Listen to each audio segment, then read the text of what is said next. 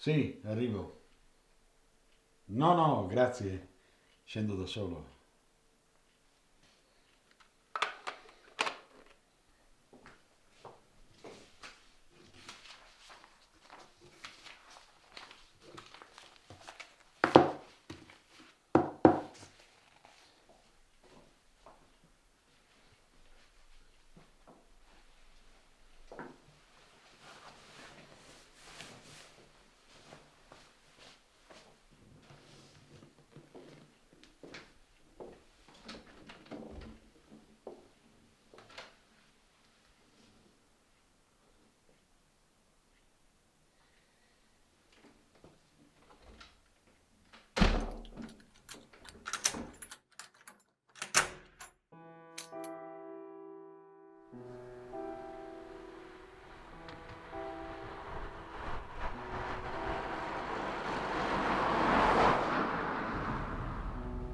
Ma, signor Giuseppe, alla fine lei non ha informato i suoi figli di questa scelta?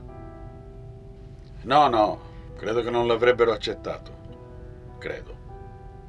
Sì, capisco, però, signor Giuseppe non ha pensato che i suoi figli potrebbero non accettare questa cosa o avere dei sensi di colpa?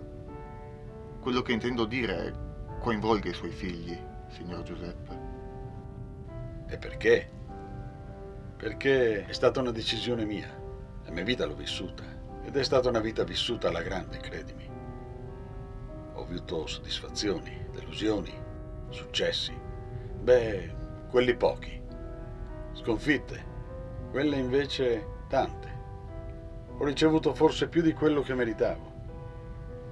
E in ogni caso, con queste oramai posso fare ben poco. La mia passione è la scrittura, la fotografia.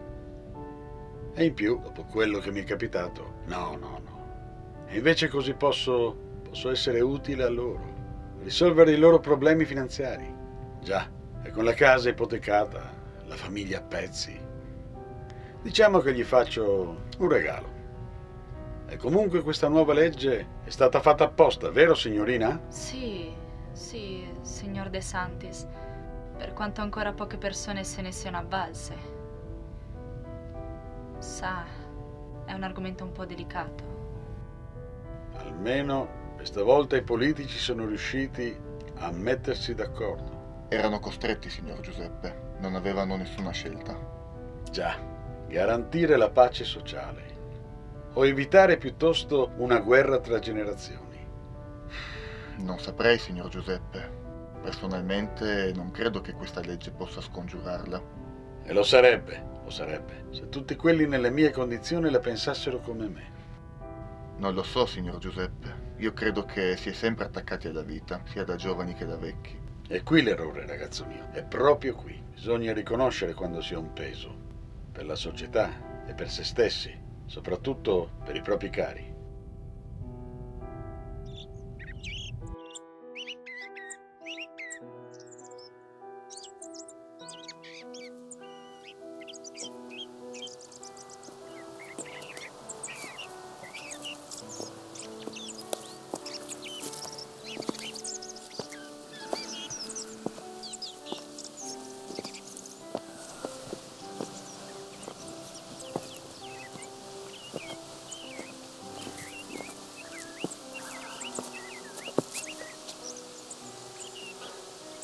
Erano anni che non assaporavo più la natura.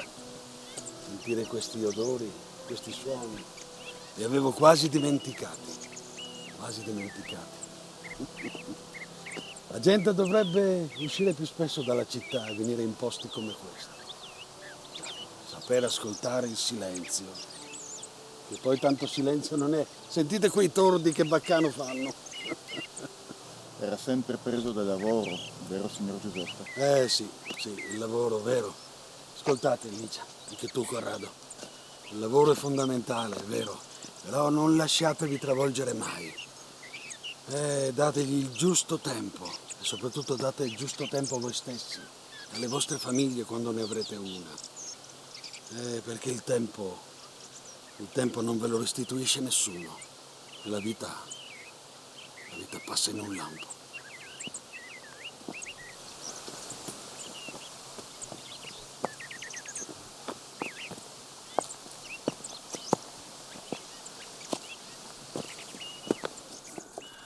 È mai venuto da queste parti con la sua famiglia, signor Giuseppe? Ah, no, ragazzi, no. Anche se la montagna mi è sempre piaciuta. Ed è piaciuta anche a mia moglie. Anzi, aspettate, ve la faccio vedere. Passami la valigia un attimo, Licia, per favore. Se vuole la cerco io. Va bene.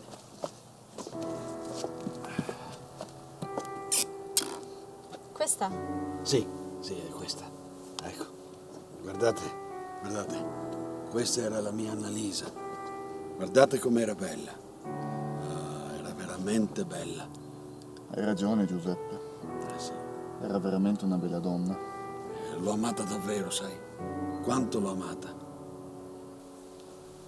E tra poco la rivedrò. Finalmente.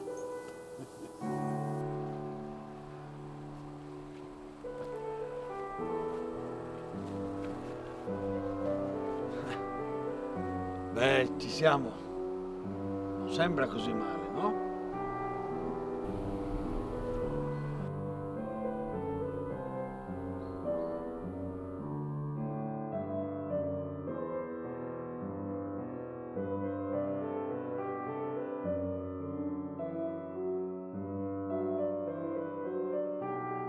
Signor Giuseppe, se vuole siamo ancora in tempo ad avvisare i suoi figli.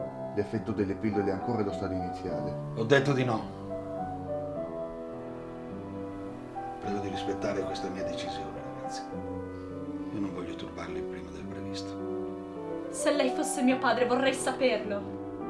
Lo pretenderei.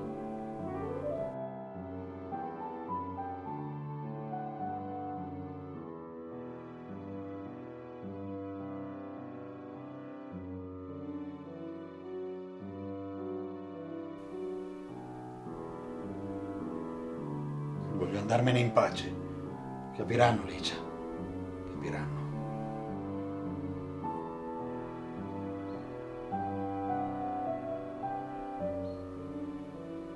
Non c'è altra soluzione per loro. Purtroppo.